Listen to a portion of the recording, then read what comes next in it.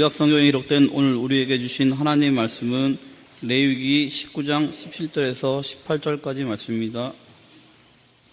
너는 내 형제들을 마음으로 미워하지 말며 내 이웃을 반드시 견책하라. 그러면 내가 그에 대하여 죄를 담당하지 아니하리라. 원수를 갚지 말며 동포를 원망하지 말며 내 이웃을 사랑하기를 내 자신과 같이 사랑하라. 나는 여호와니라. 신약성경에 기록된 오늘 우리에게 주신 하나님의 말씀은 요한복음 13장 34절 35절입니다. 새 계명을 너희에게 주노니 서로 사랑하라. 내가 너희를 사랑한 것 같이 너희도 서로 사랑하라. 너희가 서로 사랑하면 이로써 모든 사람이 너희가 내 제자인 줄 알리라. 아멘. 감사합니다. 오늘 또 주님 전에 나와서 하나님을 만나 뵙고 하나님의 말씀을 듣게 하시니 감사합니다. 우리가 이곳에 와서 하나님을 만나 뵙지 못하고 하나님의 말씀을 듣지 못한다면 우리의 발걸음은 아무 의미가 없습니다. 항상 주의 전에 나올 때마다 하나님을 만나 뵙게 하시고 하나님의 말씀을 듣게 해 주시기를 바라옵고 원합니다. 아무리 하나님의 말씀이 우리에게 임하도 하나님의 말씀으로 듣지 아니하면 우리는 아무 유익이 없습니다. 사람이 말하는 말도 하나님의 말씀으로 알고 하나님의 말씀으로 듣게 하시고 그래서 하나님의 말씀의 능력이 우리 삶 속에 살아 역사해 주시기를 바라옵고 원하옵나이다. 우리 주 예수 그리스도 이름으로 기도하옵나이다. 아멘. 오늘 어떻습니까? 네. 우리 인생의 삶을 한마디로 이야기를 한다면 사랑이라고 할 수가 있습니다. 웃고 울고 하는 모든 인생의 삶이 한마디로 사랑이 어떤 일이든지 웃을 일이든지 우울 일이든지 바람직한 일이나 바람직지 못한 일이나 긍정적인 일이나 부정적인 일이나를 막론하고 모든 것의 원인은 사랑입니다. 사랑하기 때문에 그런 일이 일어나고 사랑하지 않기 때문에 그런 사건이 일어난다는 사실입니다. 왜 그랬느냐? 왜 안 그랬느냐? 대답은 오직 하나, 사랑입니다. 만나는 것도 사랑 때문이고 헤어지는 것도 사랑 때문입니다. 싸우는 것도 사랑 때문이고 사귀는 것도 사랑 때문입니다. 주는 것도 사랑 때문이고 안 주는 것도 사랑 때문이에요. 주는 것은 사랑하기 때문에 주는 거고 안 주는 것은 안 사랑하기 때문에 안 주는 거예요. 모든 원인은 사랑이에요. 이와 같이 사랑이 인생의 주제입니다. 모든 것은 사랑에 근거를 합니다. 왜 이처럼 인생의 이야기가 사랑의 이야기며 왜 인생의 삶이 사랑이냐 하면 우리 인간은 누구나를 막론하고 모두가 다 하나님의 형상으로 지음을 받았기 때문입니다. 하나님은 어떤 분이신가? 도대체 하나님은 어떤 분인데 우리는 그 형상을 닮았을까? 성경은 가리키기를 하나님은 사랑이시다. 사랑이 하나님이시다. 따라서 하나님의 형상을 닮았다는 것은 사랑을 닮았다. 하나님의 사랑을 닮았다라는 말과 같은 말입니다. 따라서 우리 인간은 하나님의 형상을 닮은 사랑의 존재로 지으심을 받은 것입니다. 그러므로 우리는 하나님을 닮아서 사랑하면서 살아가게 돼 있고 또 반드시 사랑해야 됩니다. 하나님에게는 사랑 이외에는 다른 것이 없습니다. 이것이 우리가 하나님을 닮아서 사랑하며 사는 것이 인간됨이요 인간다움입니다. 다른 동물과의 다른 점입니다. 우리 인간의 존재의 목적이기도 합니다. 다른 동물은 사실 사랑이 없습니다. 있다면 짝짓기를 위한 기계적이고 본능적인 것일 뿐 진정한 사랑은 없어요. 짝짓기를 할 때만 본능적으로 기계적으로 사랑하는 것처럼 하지만 짝짓기가 끝나든지 새끼를 낳아버리면 언제 그랬느냐는 듯이 헤어집니다. 어느 강아지가 어느 돼지가 어느 소가 데이트하고 그런 걸 봤습니까? 짝짓기 이외에는 그런 일이 없어요. 그러나 사람은 평생을 사랑하면서 살다가 죽고 죽음으로 끝나는 것이 아니라 죽은 이후에도 영원히 천국에서 사랑하면서 삽니다. 그러므로 우리에게 사랑이 없다면 사람이라고 할 수가 없지요.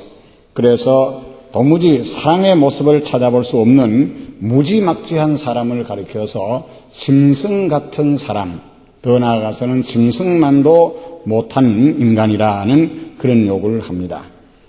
사랑이 있기 때문에 사람이고, 사랑이 있어야 사람이고, 사람이기 때문에 사랑을 하는 것입니다. 그러므로 우리가 사랑해야 하는 것은 지극히 당연한 일입니다. 인간에게 있어서 사랑은 여러 가지, 무슨 인내나 절제나 겸손이나 온유 같은 그런 덕목 중에 하나라고 생각하면 안 됩니다. 오직 사랑만이 인간이 해야 될 의무요, 그 이외의 이런 덕목들은 사랑의 결과입니다. 그래서 하나님께서는 당신의 형상으로 우리를 지어서 이 땅에 보내주시고는 서로 사랑하라 하고 사랑을 명령합니다. 하나님의 모든 명령은 사랑하라는 한마디로 압축이 됩니다. 그래서 예수님께서 모든 계명 중에 제일 큰 계명, 첫째가 무엇입니까? 라고 묻는 서기관에게 첫째는 마음을 다하고 성품을 다하고 목숨을 다하여 하나님을 사랑하는 것이요, 둘째는 내 이웃을 내 몸과 같이 사랑하는 것이다. 따라서 첫째도 사랑이요 둘째도 사랑이라는 것입니다. 그래서 바울 사도는 온 율법은 내 이웃을 사랑하기를 내 몸과 같이 하라 하신 그 말씀으로 이루어졌다. 사랑하면 모든 율법을 다 이룬 거라 마찬가지라는 이야기죠. 사람이 모든 율법을 어떻게 다 지킬 수 있겠습니까? 그러나 사랑하면 모든 율법을 다 지킨 것입니다. 사랑이 모든 율법의 정신이요 율법의 완성이기 때문입니다. 바울 사도는 믿음, 소망, 사랑 이 세 가지는 항상 있을 것이지만 그 중에 제1은 사랑이라. 믿음도 중요하고 소망도 중요하지만 그보다도 우선되는 것은 사랑이라는 것입니다. 그러므로 우리는 사랑을 우리의 삶의 목적으로 정하고 사랑의 목적이 이끄는 대로 사랑하면서 사는 삶이 되어야 합니다.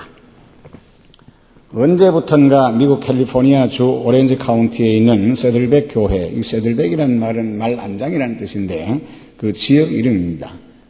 이 세들백 교회를 담임하는 릭 위렌 목사님이 쓴 목적이 이끄는 삶이라는 이 책이 유행을 해요.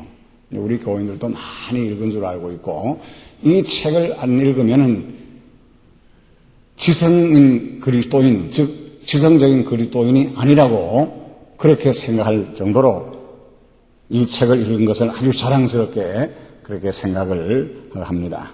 또 그 책을 읽으면 참 좋기는 좋지요. 그 내용은 오고 오는 시대의 모든 목사님들이 가르쳐 온 말씀으로 우리는 저절로 되어진 존재가 아니다. 우리 인간은 어쩌다가 저절로 생기는 존재가 아니고 하나님이 지으신 존재다.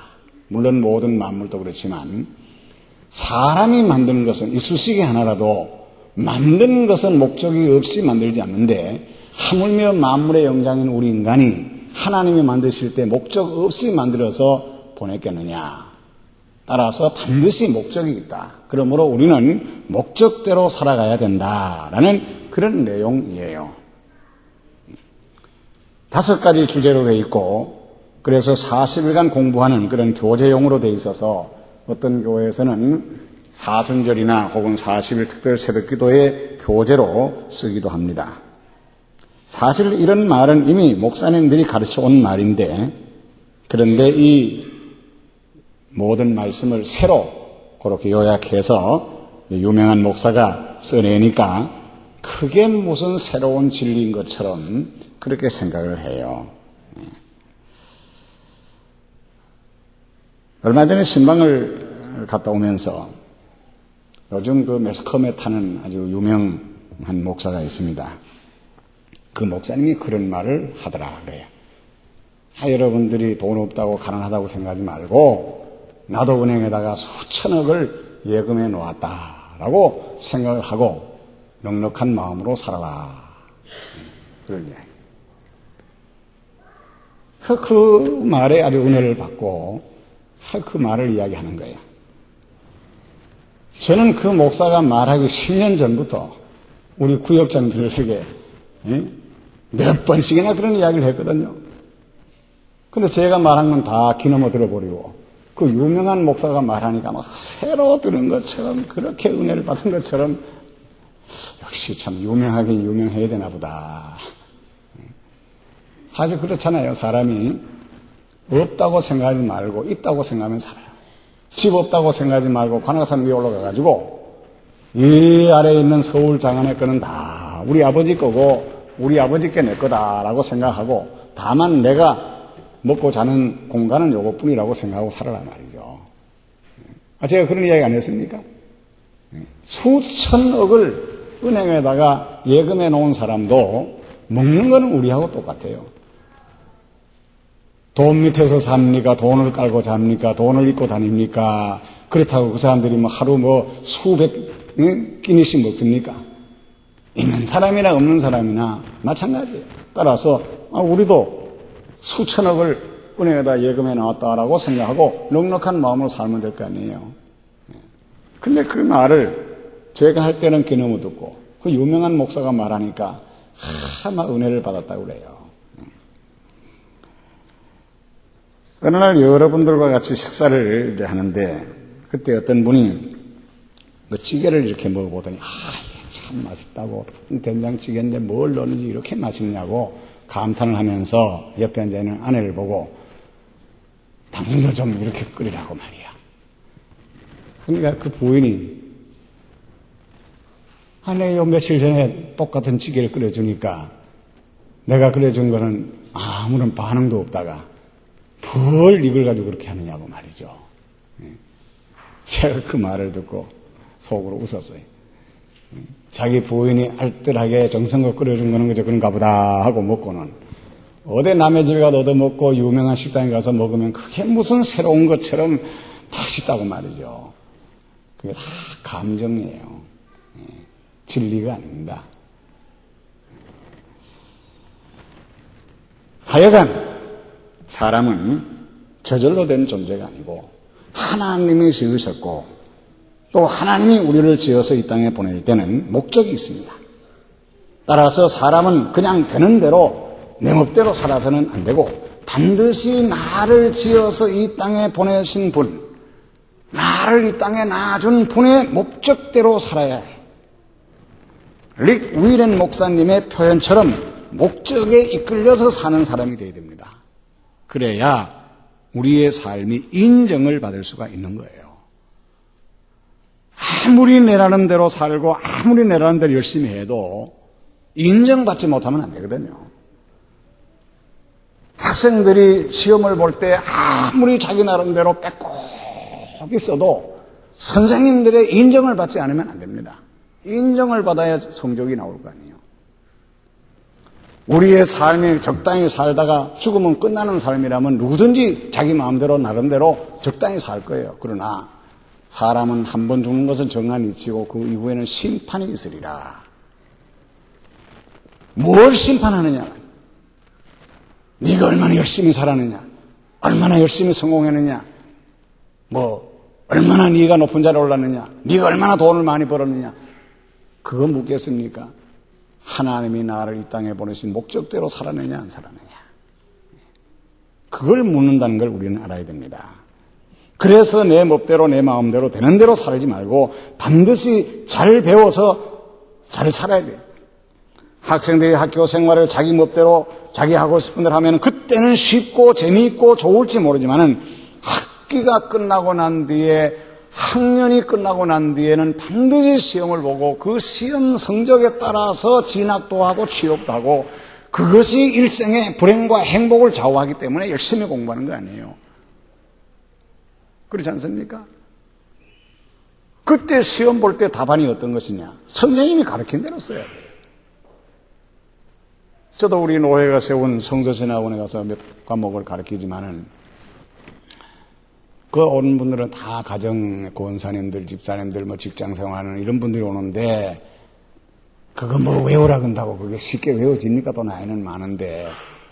그래서 꼭 외워야 될 거, 모르면 안 되는 거, 꼭 알아야 될 거, 아주 쭉 생각을 해가지고 시험을 볼 때에 2자, 5자, 많아봐야 그저 10몇 자.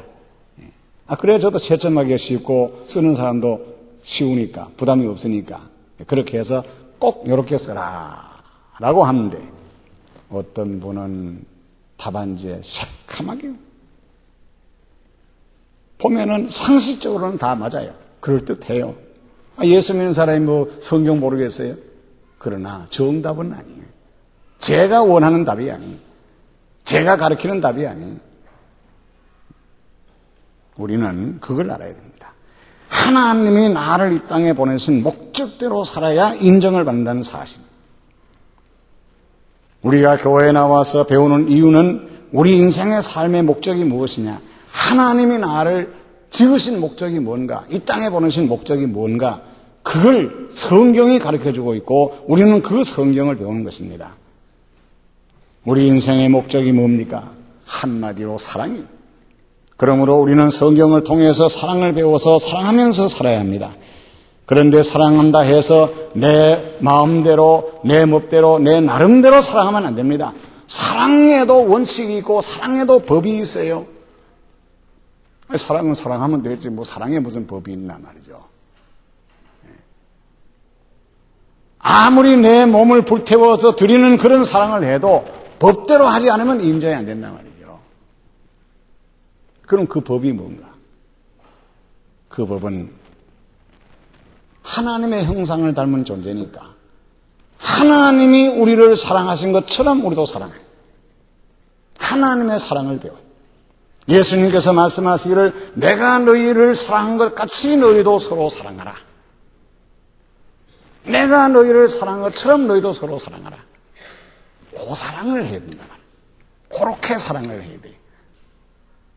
그래야 너희들이 내 제자인 줄 알지 않겠느냐. 이것이 사랑의 법입니다. 요한일서 4장 12절에 사랑하는 자들아 하나님이 이같이 우리를 사랑하셨은즉 우리도 서로 사랑하는 것이 마땅하다. 하나님이 우리를 사랑한 것처럼 우리도 그 사랑을 본받아서 서로 사랑하는 것이 마땅하다. 그게 인정받을 사랑이에요. 그럼 하나님이 우리를 어떻게 사랑했습니까? 로마서 5장에 보면 우리가 아직 하나님과 원수 되었을 때, 우리가 아직 하나님 앞에 죄인 되었을 때 그리스도께서 우리를 위하여 죽으심으로 하나님께서 우리에게 대한 자기의 사랑을 확증하셨느니라. 원수같이 보일 때, 아직도 죄인 되었을 때, 회개해서가 아니라 아직도 회개하지 않는 죄인일 때 하나님은 외아들을 보내주세요. 그 외아들이라는 게 뭡니까? 하나님이 친히 인간이 된 분 아니에요? 하나님이 친히 인간이 되어서 이 땅에 오셔서 우리의 죄악의 빚을 갚아주시고 그러기까지 사랑함으로 하나님의 사랑을 우리에게 확증했다. 하나님은 의인만 사랑하는 것이 아닙니다. 사랑할 자만 사랑하는 것이 아닙니다. 사랑스러운 사람만 사랑하는 것이 아닙니다. 충성스러운 사람만 사랑하는 것이 아닙니다. 원수도 사랑했고 죄인도 사랑했어요. 그래서 우리도 그 사랑을 받고 있는 것입니다. 죄인된 우리를 위하여 외아들을 이 땅에 보내 십자가에 못 박아 죽이심으로 우리의 죄의 빚을 탕감해 주셨습니다. 비달 안 갚는다고 미워하지 않고 친히 당신 자신이 돈, 물질로가 아니라 자기를 죽이면서까지 죄악의 빚을 갚아주시면서 우리를 사랑하는 사랑. 이렇게 내 마음에 드는 사람, 친한 사람, 선한 사람, 의로운 사람, 높은 사람, 잘난 사람, 부유한 사람, 내게 유익하게 하는 사람만 사랑하지 말고 내 마음에 들지 않는 사람, 친하지 않는 사람, 악한 사람, 죄인, 못난 사람, 가난한 사람, 빚진 사람도, 손해를 끼친 사람도, 배신한 사람도, 나를 이용해 먹는 사람도 사랑하라. 이것이 우리를 향해서 원하신 하나님의 목적이에요. 예수님께서는 그렇게 3년 누구보다도 사랑했는데, 누구보다도 믿고 돈 전대까지 맡겼는데, 그런 제자가 팔아먹질 않나. 그래도 다른 사람은 다 몰라도 나는 너는 믿어야 된다고 했던 소위 수제자라는 제자가 예수를 부인하지는 않나 말이죠. 그래도 사랑하는 자를 끝까지 사랑했다. 변함없는 사랑. 이게 하나님의 사랑 아닙니까?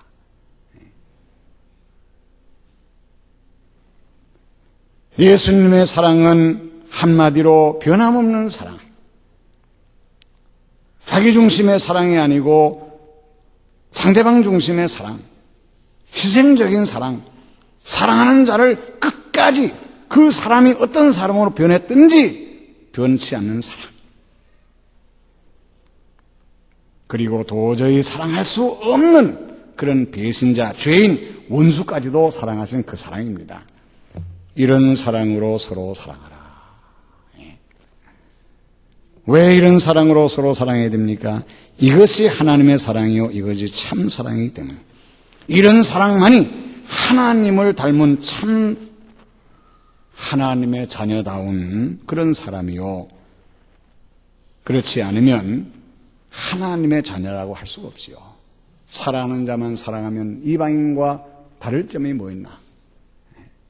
이방인은 사랑하는 자만 사랑합니다. 친한 사람만 사랑합니다. 친했다가도 자기를 손해 끼치면 인정사정 없이 끊어버립니다. 왜? 하나님의 사랑을 모르니까. 하나님의 사랑을 배우지 못했으니까. 하나님의 사랑을 알지 못하니까. 그러나 우리는 하나님의 사랑을 배웠고 하나님의 사랑을 알고 그런 하나님의 사랑을 받은 우리이기 때문에 너희들은 그러면 안 된다. 너희들은 내 제자가 아니냐. 모든 문제 해결은 한마디로 이런 창조 본연의 모습을 회복하고 하나님의 사랑을 우리가 본받을 때에 하나님의 나라가 우리에게 임하는 것이 아니라 이 험악한 세상이 하나님의 나라로 화하게 된다는 사실을 우리는 믿어야 합니다. 이런 사랑을 사랑하면서 우리의 사랑과 우리의 삶이 후일에 인정받고 그리고 이 세상에서도 하나님 앞에 인정받고 그래서 상받는 삶이 되기를 바랍니다. 사랑하시는 우리 아버지 하나님,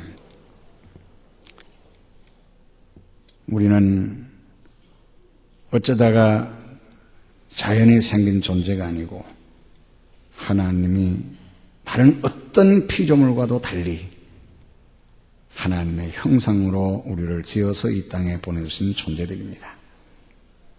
왜냐하면 우리는 하나님의 나라를 건설해야 될, 하나님의 나라를 이루어야 될 하나님의 자녀들이기 때문입니다. 그러므로 우리는 하나님을 닮아 하나님을 본받고 살아가는 저희들이 되게 하옵소서. 하나님은 사랑이시라. 사랑이 하나님이시라면 하나님의 형상도 사랑이심을 우리는 알고 하나님이 우리를 사랑하신 것처럼 우리도 그런 사랑을 서로 나누면서 살아가게 하옵소서. 이것이 하나님의 형상으로 지음을 받은 하나님의 자녀다움이 자녀됨이라는 사실을 알게 하시고 이렇게 될 때만이 이 죄악 세상, 이 지옥 같은 세상이 천국으로 화한다는 것을 알게 하여 주시옵소서. 우리 주 예수 그리스도 이름으로 기도하옵나이다. 아멘. 전능하사 천지를 만드신 하나님